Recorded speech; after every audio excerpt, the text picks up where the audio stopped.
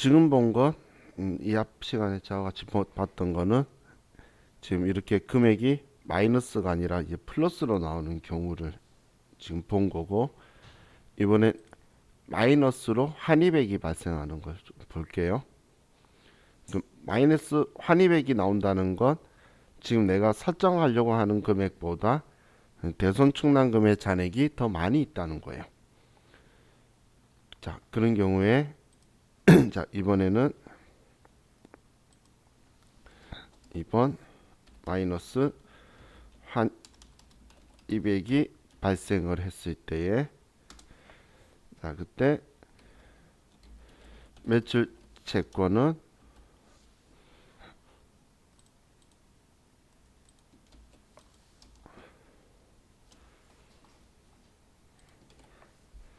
자, 이 대손충당금을 설정할 때 대변에 모아두고 있죠. 대변 계정이라 그랬어요. 근데 얘를 이제 너무 많아서 줄여야 되는 거예요. 그럼 반대인 차변 쪽으로 와야 되겠죠. 그래서 차변에 대손충당금을 써서 그 마이너스 난 금액만큼 줄여주게 되고, 대변에 대손충당금 환입이라는 계정 과목으로 처리를 할 거예요. 그럼 과거에 비용 처리했던 게 다시 돌아오기 때문에 수익 처리해도 되는데, 그런데 판관비로 처리했던 매출 채권이기 때문에 판관비는 영업 비용이고 돌아온 거를 영업 수익으로 처리하려고 했더니 영업 수익 계정 과목들은 매출인 거예요.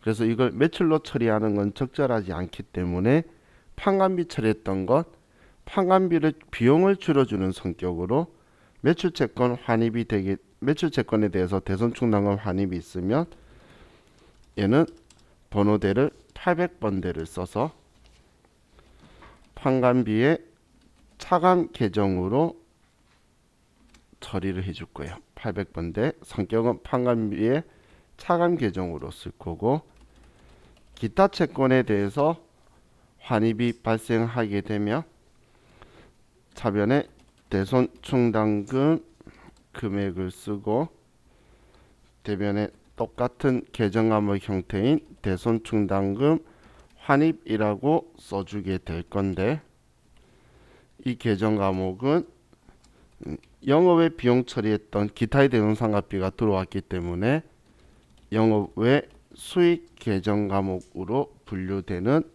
대손충당금 환입을 처리하게 되는 거예요.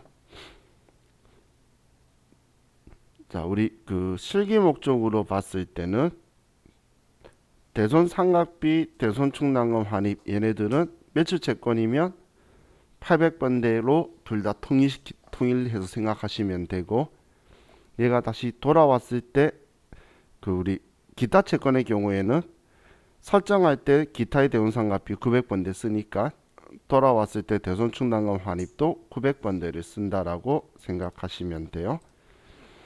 자, 우리가 대손상각비가 우리가 보충할 때는 800번대 대손상각비는 판관비로 처리되는 거고 기타의 대손상각비는 900번대로 처리가 되죠. 그럼 이건 보충할 때는 이 둘 다 비용인데 이걸 썼다면 우리가 돌아왔을 때 대손충당금 환입 계정 과목은 얘도 800번대와 900번대 두 개가 있죠. 그럼 똑같이 우리가 환입할 때는 매출채권은 800번대 판관비를 줄여주는 성격인 얘를 선택하는 거고, 지금 900번대 초반은 영업외 수익이에요. 후반은 영업외 비용이고, 그래서 얘는 영업외 수익으로 처리하는 거니까 여러분 우리 실기 목적으로는 그냥 800번, 900번으로 구분해서 생각하시면 되겠죠. 그래서 800, 900 구분해서 여러분들이 생각하시면 돼요. 자, 그럼 분계해서 방금 제가 보충은 컴퓨터가 해줄 거라 그랬죠. 근데 환입은 컴퓨터가 못 해줘요. 그렇기 때문에 이 분계는 여러분들이 하실 수 있는 실력을 키워 두셔야 돼요. 그럼 마이너스 되는 금액이, 자, 예를 들어서 채권 잔액이 1억인데 이거에 1% 설정을 할 거면 우리는 100만 원을 설정한다는 거죠. 그런데 대손 충당금 잔액이 120만 원이라면 우리는 마이너스 20만 원이 될 거고, 이때 분기할 때 차변에 대손 충당금 20만 원, 대변에 대손 충당금 환입 20만 원이 되게 될 건데, 이때 매출 채권이면 800번대, 기타 채권이면 900번대를 선택하라는 이야기예요.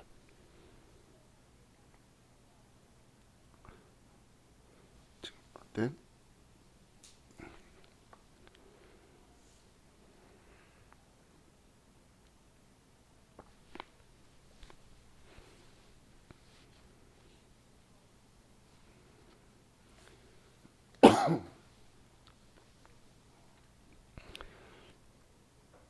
자, 이게 우리가 보충하고 환입하게 될 때인 건데,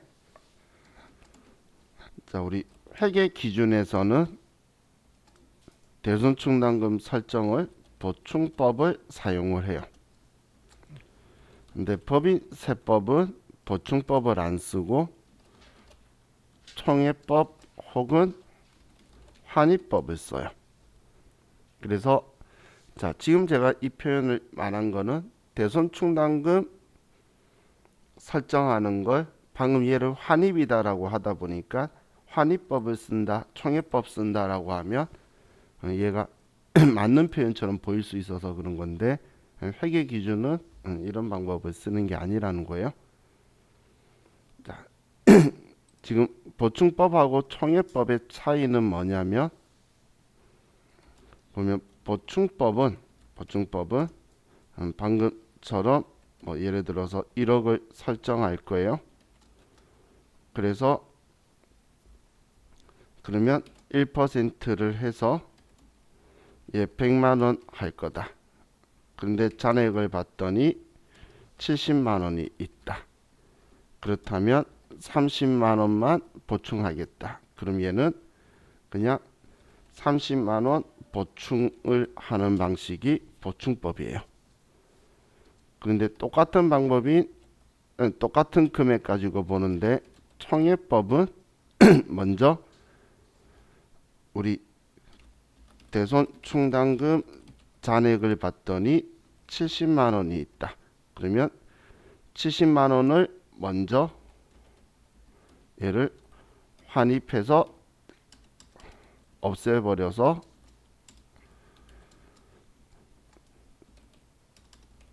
잔액을 0으로 만들어 버릴 거예요. 그리고 그 다음 우리가 설정할 게 1억인데 1%라면 얘는 100만 원이네요. 그러면 이 100만 원을 보충해 넣는 방식이 총회법이에요. 기존에 있던 70을 없애버리고 다시 100을 집어넣는 거고, 얘는 그냥 100 있는 데서 잔액 70 있는 걸 빼서 30을 채워 넣는 방식이 보충법이고, 지금까지 우리가 했던 건 이 방식이었죠. 그래서 회계 기준은 이 방식을 쓸 거고, 나중에 세법을 미래 여러분들이 공부하신다면 그거는 이 방식을 쓸 거다라고 보시면 돼요. 그래서 자, 이 총회법은 법인세법 방식이니까 우리 이제 표현해서 여러분들이 그 오해하지 마시고 오인하지 마시고 보충법이다라고 기억을 해두세요. 자, 그럼 우리가 이제 대손 발생했을 때 대손 충당금을 끌어 쓰는 걸 보면, 자, 우리가 대손이 발생했을 때 제일 먼저 해야 되는 행동이 우리 대손 발생 채권의 대손 충당금 잔액을 확인하는 거였죠. 그렇죠? 자, 그럼 지금 우리 이 대손 충당금 잔액 확인하는 것도 저와 같이 장부에 조회하는 거는 합계 잔액 시산표였죠. 예를 들어서 10월 1일 날 대손 발생했으면 10월 1일 날 이날에 외상 매출금이 대손 발생했으면 외상 매출금의 대손 충당금이 얼마인지, 받으러움이 대손 발생했으면 받으러움의 대손 충당금이 얼마인지. 그래서 이걸 먼저 확인을 해서 이제 우리가 대손 처리, 대손 충당금 있는 한도에서 먼저 끌었을 거라는 거예요. 자, 예를 들어서 자, 첫 번째 대손 충당금 잔액이 100만 원이 있는데, 자, 그런데 우리가 대손 발생이 30만 원이 아니 70만 원이 발생을 하면, 자, 우리는 매출 채권이 만약에 사라졌다면, 뭐 매출 채권이면 매출 채권, 우리 외상 매출금이나 받으러움 70만 원 차변에 대손 충당금이다. 매출 채권에 대손 충당금 쓸 거고, 만약에 뭐 기타 채권이면 기타 채권을 써주게 되겠죠. 그죠? 자, 이렇게 대손 처리를 하고 나면 대손 충당금 잔액이 30만 원으로 떨어지게 되는데, 또 대손이 발생해서 했는데 50만 원이 발생했다 볼게요. 그러면 매출 채권이 50만 원 없어진 거라면 차변에 대손 충당금 매출 채권 거 잔액 30만 원 하고, 이 20만 원은 대손 상각비다라고 처리를 할 건데, 만약에 기타 채권이 발생을 한 거라면 기타 채권이 대손 충당금이 30만 원 있었으면 줄이고, 이 20만 원은 기타의 대손 상각비라고 처리할 거라는 거예요. 기타 채권에는 기타의 대손 상각비라고 처리한다는 거 잊지 말자는 거죠. 지금 제가 쓰는 건. 왜냐하면 단기 대여금 미수금 가지고 대손 발생시키는 걸 좀 좋아해요. 그러면 대손 상각비가 아니고 기타의 대손 상각비라고 써야 된다는 이야기예요. 자, 그럼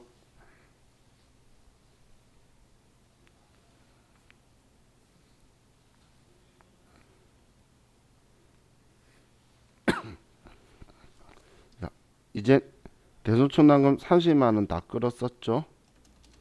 자, 그렇게 되면 이제 세 번째는 대손 충당금 잔액이 영원 하나도 없는 경우에 대손 발생했는데 30만 원이 발생했다라고 보면, 매출 채권이면 차변에 잔액이 없으니까 대손 상각비다라고 처리할 거고, 기타 채권이라면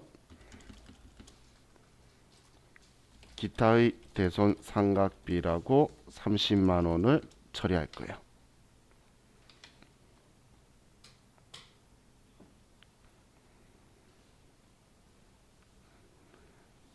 자, 이게 우리 대손 충당금에 이제 사용하는 거에 대해서 이야기한 거고, 자, 그럼 우리가 이런 식으로 대손들을 처리를 하는데, 이렇게 처리했던 이제 대손 충당금이 우리가 회수되는 경우를 볼게요.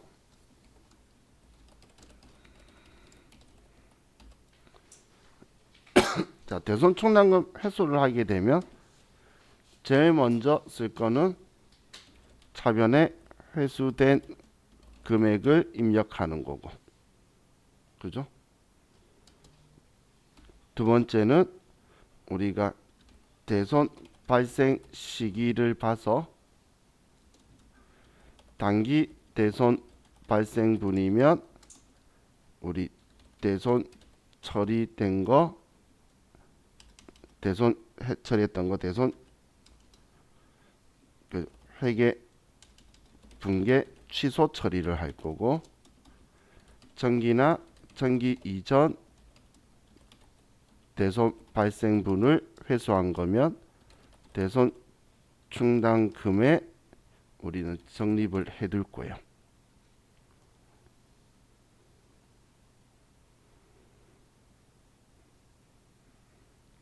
그리고 대손 충당금 계정 과목은 대손 발생된 채권의 차감 계정을 선택을 해줘야 되죠. 이 대손 충당금 회수했을 때에 우리가 처리하는 방식이죠.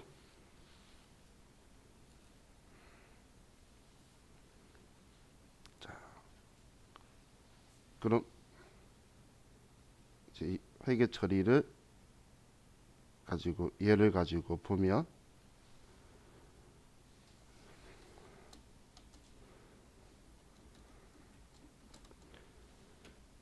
자, X1년도 대손이 발생을 했어요.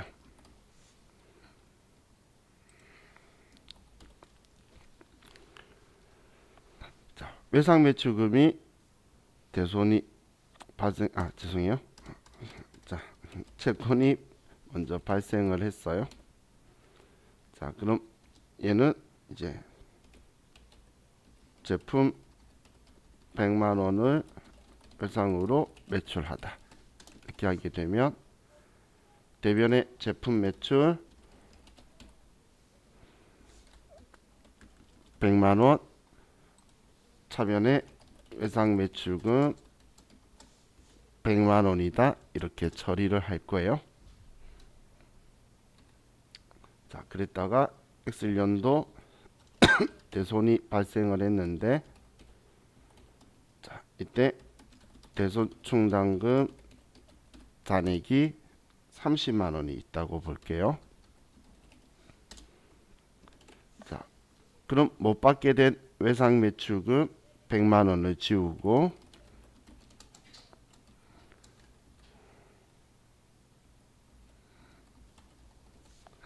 차변에 대손 충당금 있는 잔액을 먼저 끌어쓰고, 외상 매출금 짝지로 30만 원을 끌어쓰고, 나머지 이 70만 원을 우리는 매출 채권이니까 대손 상각비라는 계정 과목을 쓸 거예요. 자, 이렇게 처리했는데, 자, 첫 번째 X1년도 방금 이 대손 발생했던 채권을 우리가 현금으로 회수를 했어요.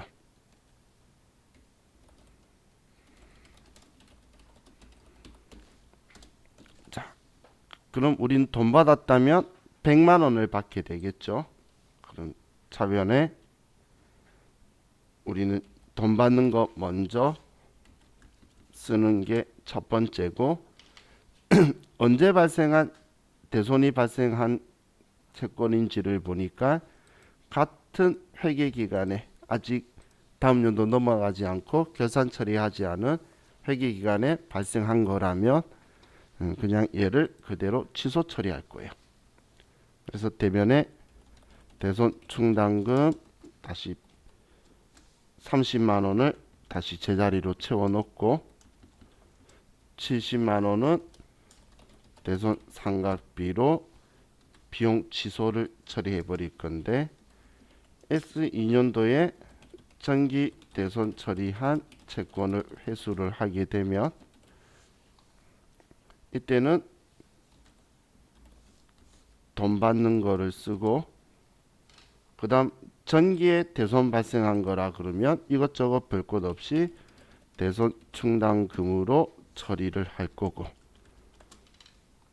그리고 이 계정 과목은 과거에 어떤 계정 과목 대손 처리했던 건지를 문제에서 알려줄 거니까, 그러면 그 계정 과목의 짝지로 대손 충당금 회수를 신경 써줘야 되겠죠. 자, 일단 이 두 분께 기억해 두세요. 얘네들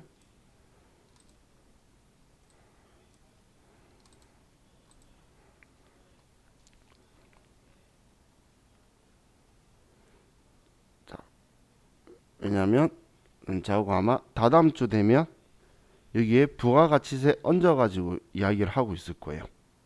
저와 같이 대손 발생했을 때도 부가가치세에 관련해가지고 대손 발생된 이야기 하고 있을 거고, 그럼 이걸 회수했을 때도 그러면 그 부가가치세는 어떻게 해야 될지가 이제 얹어진 분계를 하고 있을 거니까, 그러면 이 분계를 정확하게 인지하고 있어야 그 다음 부가가치세만 얹어주면 돼요.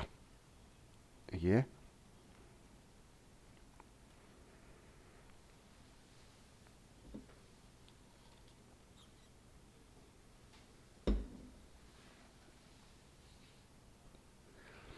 자, 이렇게 하면 우리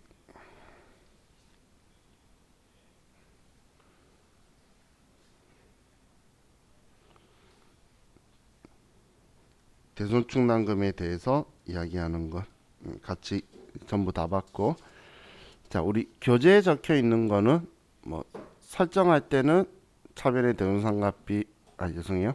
자, 대손이 발생하게 되면은 차변의 원칙적으로 대손상각비 대변의 채권을 줄인다라고 적혀 있는데, 원래 이렇게 처리하는 게 가장 정확한 건 맞아요.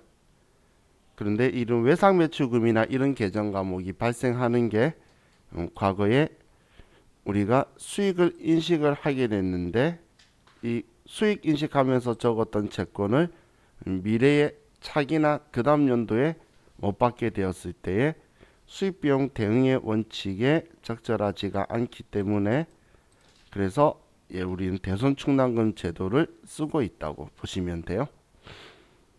자, 그럼 뭐 대손충당금 설정하는 공식 적혀 있는 거고, 아래에 직접상각법이 그거예요. 직접 그냥 대손충당금 제도를 쓰지 않고 그냥 바로 대손상각비나 기타의 대손상각비를 쓰는 건데, 장점은 실제 발생했을 때만 처리하니까 우리는 기말에 설정하는 건 발생할지 안 할지 모르는데 모아두는 거죠. 비용 처리해 두는 건데, 얘는 실제 발생했을 때 하니까 신뢰성은 높은 반면에 단점이 앞에 말했던 수익비용 대응의 원칙에 부적합하다는 거예요. 그리고 보수주의 원칙 방식이라는 건 우리가 못 받을 거에 대해서는 우리는 회계 기준에서 인정하는 범위 안에서 바로바로 비용 처리를 빨리 하고 자산은 낮게 보여주기 위해서 줄여주는 성격으로 처리하는 게 보수주의라고 그랬죠. 그건데 그걸 안 하니까 보수주의에도 부적합하다라는 표현이 나오는 거예요.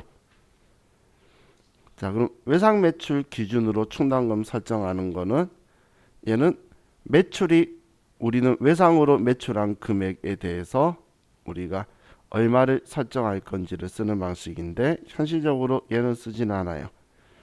그럼 제가 이제 이야기했던 게 다 재무상태표 기준 설정법이에요. BS가 밸런스드 시트 대차대조표의 약자인데 재무상태표를 BS라고 표현한다라고 했죠. 그럼 재무상태표 기준으로 해서 이제 일정 비율법이라고 적혀 있는 게 우리 제가 잔액비례법이라고 한 거고, 그리고 연령분석법, 이 전부 다 기말에 채권 잔액이 얼마 있는지를 봐서 전체의 몇 퍼센트 할 거냐, 아니면 기간별로 나눠 가지고 몇 퍼센트 할 것이냐, 자, 이런 거고, 장점은 그래도 위에 있는 거에 비해서는 수익비용 대응의 원칙에 정확하진 않지만 어느 정도는 맞다는 거예요. 그리고 기말 채권 평가할 때도 얼마 정도는 못 받을 거니까 자산의 가치를 줄여놓게 되죠. 대손충당금이란 계정 과목으로. 그래서 자산의 가치 평가에도 좀 합리적인 성이 있는데, 단점은 실제로 일어날지 아니랄지도 모르기 때문에 우리는 검증 가능성이 어차피 신뢰성의 하부 속성이죠. 그렇기 때문에 얘네들이 실제 정확하게 일어날지 안 일어날지에 대한 신뢰성이 없기 때문에 그런 부분은 단점으로 생각할 수도 있어요. 자, 지금 우리는 이 방식을 사용하고 있다고 보시면 돼요. 우리 회계 기준에서는. 자, 이렇게 하면 우리 교재에 있는 당좌 자산 이야기는 전부 다 표현을 했는데, 자, 그런데 지금 여기에 안 나와 있던 계정 과목 중에 과거에 좌우 같이 봤던 계정 과목들이 먼저 상급금이라는 계정 과목하고, 그리고 이거하고 반대 성격으로 사용하던 선수금이라는 계정 과목을 봤었었죠. 자, 이 계정 과목은 계약금이나 중도금 등을 우리가 지급이나 수취하는 경우 이때 사용하는 거였는데, 자, 이 계정 과목에 거래처를 필히 입력하자라고 했죠. 꼭 거래처를 써두는 거예요. 자, 그리고 계약금 중도금인데 이 계정 과목을 쓰지 않는 예외는 자가 건설, 자가 제작의 경우에는 선급금이라는 계정 과목을 안 쓰고 이때는 건설 중인 자산을 쓰게 되죠.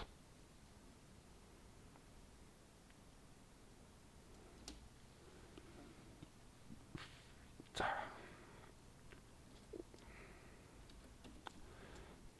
예를 들면 원재료 100만원치 구입하기로 계약하고 계약금 20만원을 현금 지급하다라고 하면 우리는 100만원 구입하기로 계약한 건 회계상 거래가 아니고 현금으로 20만원 지급했다. 얘는 계약금을 준 거죠. 그래서 미리 준 돈이다라는 뜻의 선급금이 얼마다라고 쓰면서 거래처를 꼭 써줘야 된다는 거예요. 그랬다가 원재료 100만원을 구입하고 계약금으로 지급한 20만원을 차감한 금액은 다음 달에 지급하기로 하였다. 이렇게 하면 이제 원재료를 내가 인도받고 이제 우리 회계 처리를 하는데, 그러면 인도 시점에 이제 내 재고 자산이 되기 때문에 차변에 원재료라고 쓰고, 그럼 이제 장부에 지급할 때 선급금 썼던 거는 지우고 80만원만 다음 달에 줄 거다라고 장부에 써둬야 되겠죠. 이제 계약금이 아니에요.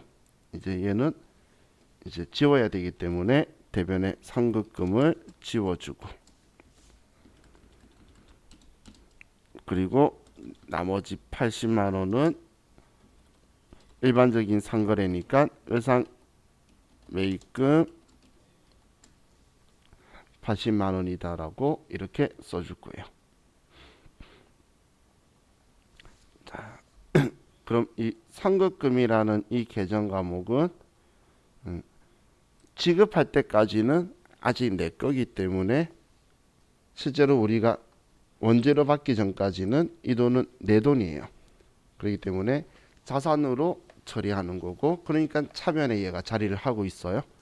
그래서 선급금은 아직 우리 회사의 내 돈이에요.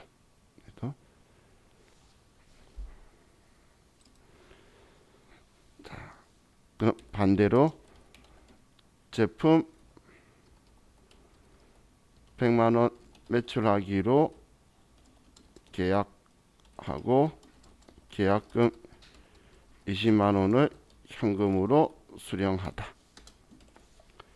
그럼 이번엔 우리가 현금으로 20만 원을 받고 이번엔 계약금을 미리 받았죠. 그래서 선수금이다라고 써두게 될 거고, 이 선수금은 아직은 계약금 받았다고 해서 내 수중에 돈이 있지만 내 돈이 아니에요.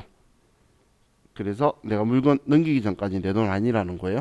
그래서 부채로 처리가 되고 있는 거고, 그랬다가 제품 100만 원을 매출하고 계약금 20만 원을 차감한 잔액은 어음으로 수령하다. 자, 이렇게 쓰게 되면, 자, 우린 이제 제품 매출 인도했을 때의 수익을 인식하고, 그럼 물건 넘겼으니까 이제 20만 원은 내 거예요. 그래서 선수금을 지워주고, 그리고 나머지 80만 원은 어음 받았으니까 일반적인 상거래냐 아니냐. 그래서 일반적인 상거래니까 받을 어음이다. A라는 회사한테 어음 만기되면 돈을 받을 거다라고 쓸 거예요.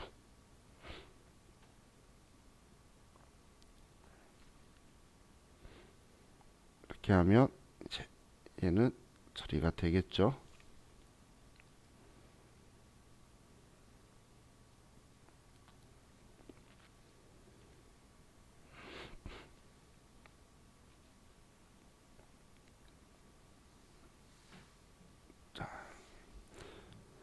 이게 우리 선급금, 선수금 계정 과목이고, 이 두 개 헷갈리지 말자라고 했고, 거래처 입력하는 거 잊지 말자고 했어요.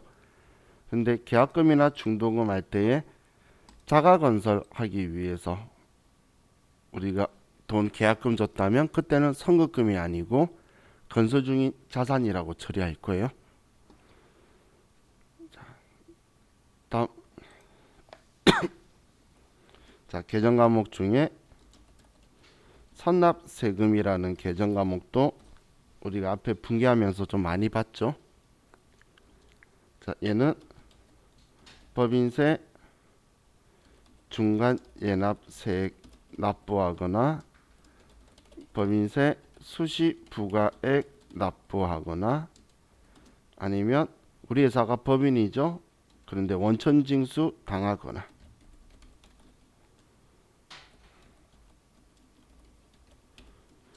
얘를 원천 납부세액이라고 표현을 할 거예요.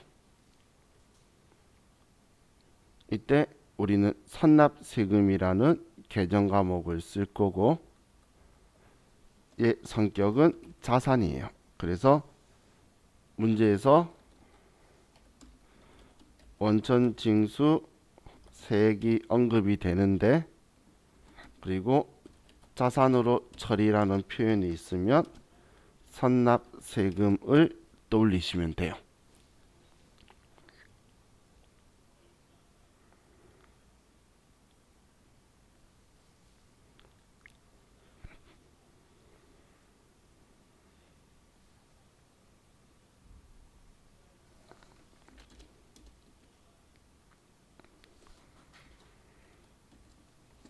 예를 들면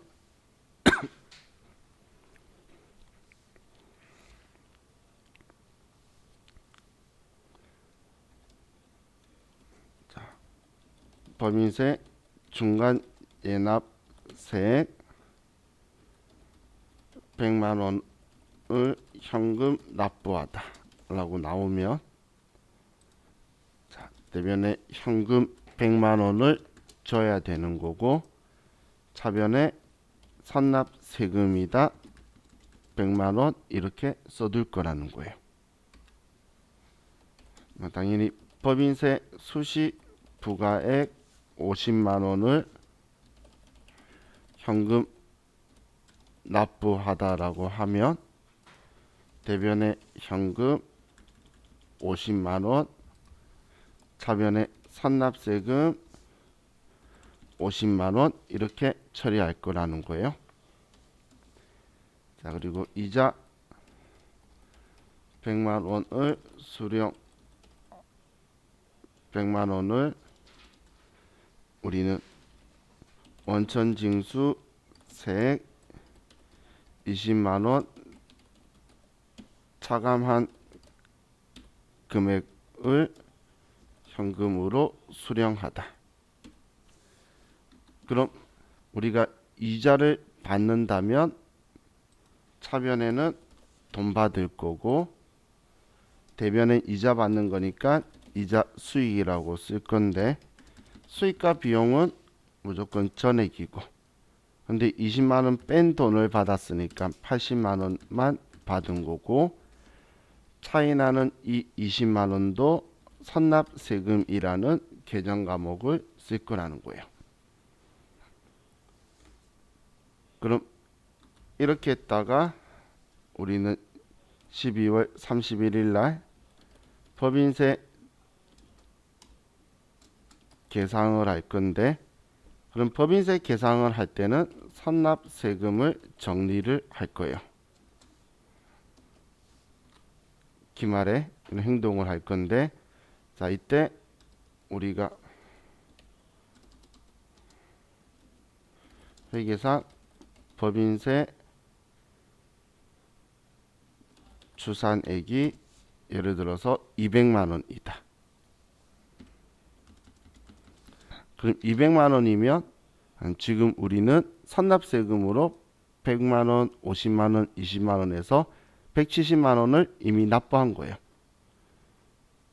근데 이 법인세는 1월 1일부터 12월 31일까지의 전체 세금을 계산한 게 200만 원이니까 자, 그럼 우리는 이때 이제 법인세 등이라는 계정 과목으로 200만 원을 써서 법인세를 인식하고 그리고 지금까지 썼던 선납세금 170만 원을 빼고 나머지 30만 원은 이제 우리는 내년 사업년 노총료일로부터 3월 이내에 지급할 거니까 미지급 세금이라는 계정 과목으로 우리가 정리를 해두게 되는 거예요.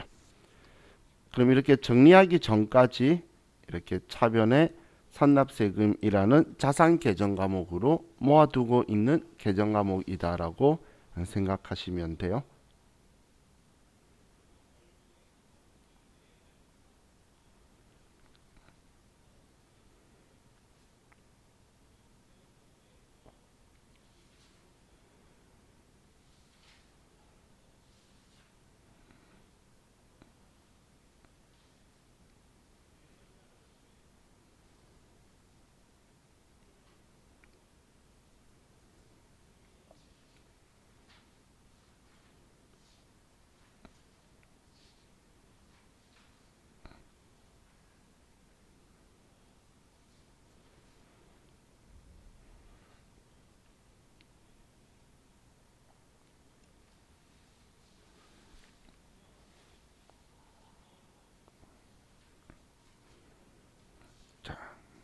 이게 우리 이제 선납세금이고 그럼 선납세금 중에서 이 부분만 가지고 보면 반대라고 생각할 수 있는 부분이 예수금이라는 계정 과목이 있었죠. 이 예수금은 지금 얘하고는 상관이 전혀 없는 거잖아요. 예수금은 지금 이 부분인 건데 우리가 원천인수 지금은 당했다고 볼 수 있겠죠. 얘는 20만 원 떼이고 받았으니까 당한 건데 자, 이번엔 얘 하면서 그럼 예수금을 보면 자, 이 예수금은 얘는 대리 납부 위해 징수한 금액을 예수금이라고 하는 거예요. 대리 납부한다는 건 대신 우리가 세무서든 국민연금이든 건강보험이든 대신 납부하려고. 그래서 우리가 뭔가 대가를 지급을 할 때 지급 시 우리는 소득세나 지방소득세를 우리가 징수한 금액이라든지 혹은 우리가 직원의 우리 국민연금, 건강보험료, 뭐 장기 요양보험료, 고용보험료 등 종업원 부담금을 징수한 금액도 예수금이라고 써둘 거죠. 그럼 얘네들은 징수 시 대변에 예수금이라고 써뒀다가 납부 시 차변에 예수금이라고 써서 제거해 주는 거예요. 얘는 원천징수 이행사항 신고할 때 하는 거고, 얘는 이제 이 돈들을 납부할 때에 하게 되겠죠. 그죠?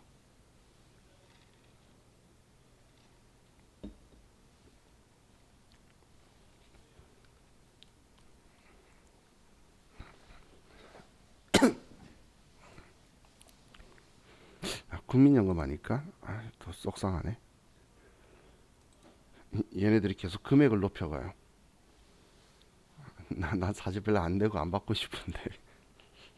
근데 좋대요. 저희 어머니가 그 연금 중에 보험하시는데 연금 중에 효익 그 요율이 제일 높은 게 국민연금이래요. 그 이야기를 이제서야 하시더라고. 어머니 보험회사에 연금 한 개는 이미 20년 넘어서 끝났고 옛날 거는 20년짜리라서 지금 또 다른 거 넣고 있는데 국민연금이 요율이 제일 높다고 이제서야 이야기하시더라고. 20년 전에는 말 안 하시더니 제가 왜 방금 구시렁거렸냐면 제가 15년도에 이제 외국에 있다가 돌아왔었어요. 15년도에 그때 이게 내기 싫은 거야. 그래서 이제 백수라고 이제 우기면서 전화 오는데 세 분이 돌아가면서 전화 와요. 나이 드신 남자분, 그리고 나이 있으신 그 여자분, 그리고 젊은 아가씨 세 명이 돌아가면서 전화 와요. 그래서 나 계속 백수라고 싸우다가 어느 순간 소득이 자기한테 증빙이 됐나 봐요. 그래서 내가 그다음부터 이제 미안하다고 제일 낮은 걸 해달라 그래서 7만 얼마인가 8만 얼마로 시작했는데 지금 자동이체 걸어놨더니 말도 안 하고 지금 18만 얼마가 나가고 있어요. 그럼 올리면 올린다는 말도 안 하고 자기만 계속 슬금슬금 올리는데 이거 어떻게 내려야 될지 난 안 받고 싶은데 이상하게 삥 뜯기는 느낌처럼 있죠. 매일 1일날 빼가는 것 같아 애들이. 자, 그럼 우리 이거에 대해서 분개 간단하게 보면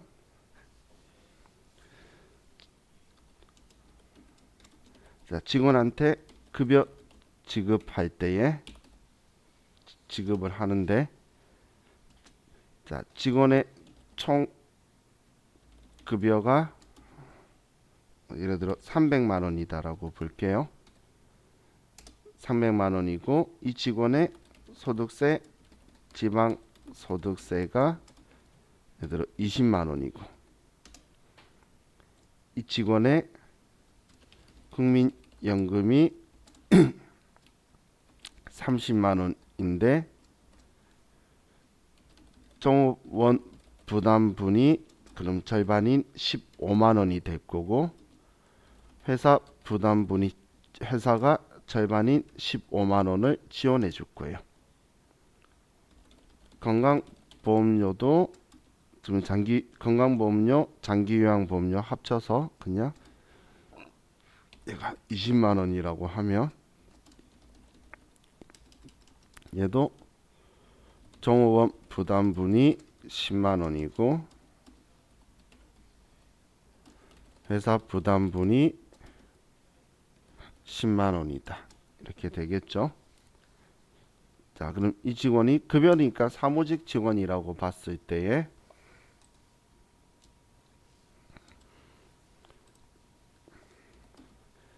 자, 이걸 우리가 10일 날 모두 다 전액 납부를 납부가 먼저 급여 지급을 하면 지급 시에 우리는 20만원, 15만원, 15만원에서 45만원을 징수하고 그러면 255만원만 지급을 하겠죠. 그러면 자, 대변에 보통예금에서 줬다면 보통예금에서 나갈 거고 차변에 급여라고 할 건데 급여도 비용 계정 과목이죠. 어떤 돈을 지급하든 간에 아니면 받든 간에 지급하든 간에 수익 비용은 전액이라고 그랬어요. 그럼 300만 원인데 이 금액 45만 원 빼고 255만 원을 받게 되고 그럼 이 45만 원을 예수금이다라고 정리를 해뒀다가 우리 소득세, 국민연금, 건강보험료를 모두 납부를 한다라고 하면 자, 우리는 20만원, 30만원, 20만원에서 전부 다 70만원을 납부해야 되죠. 그럼 돈을 70만원을 납부하고 그런데 이 중에서 직원한테 징수해둔 돈이 45만원이잖아요. 그럼 차변에 이제 얘 납부하니까 45만원은 빼고 그럼 이제 비용 처리하는 게 이 회사 부담분만 우리가 비용 처리를 할 거예요. 우리가 지원해 주니까 돈 내야 되겠죠. 그래서 국민연금은 세금과 공과로 처리하라고 하면 세금과 공과 800번대 건강보험 지원하는 건 복리후생비라고 하라 그러면 복리후생비 800번대라고 해서 자, 회사가 지원해 주는 만큼은 비용으로 처리하는 거예요. 이렇게 하면 예, 합이 75만 원하고 일치하게 되겠죠. 그래서 이 분계는 여러분들이 이건 실무에 가시면 분계 안 해요. 시험에서는 우리 분계할 건데 실무에서는 우리 나중에 급여명세서 작성하는 거 할 건데 거기서 전산 프로그램에서 전표 처리 누르면 자동으로 이 분계가 돼요. 그럼 이 분계한 후에 이제 얘네들 납부할 때는 여러분들이 분계를 직접 해주셔야 될 거예요. 그럼 납부할 때 이렇게 쓸 거예요. 자, 이 예수금은 지금은 우리는 예수금 그렇지 안 써요. 시험 때는. 그런데 또 회사에 가시면 어디 세무서에 낸다 이렇게 하면서 적어둘 거예요. 왜냐하면 세무서에 내야 될 거하고 또 뭐 구청에 내야 될 거하고 구분해 가지고 또 정리하시는 분들이 있으시더라고. 자, 우리 이번 시간은 이제 여기까지 하고 이제 쉬었다가 저와 같이 재고자산들 보도록 합시다. 쉬었다 할게요.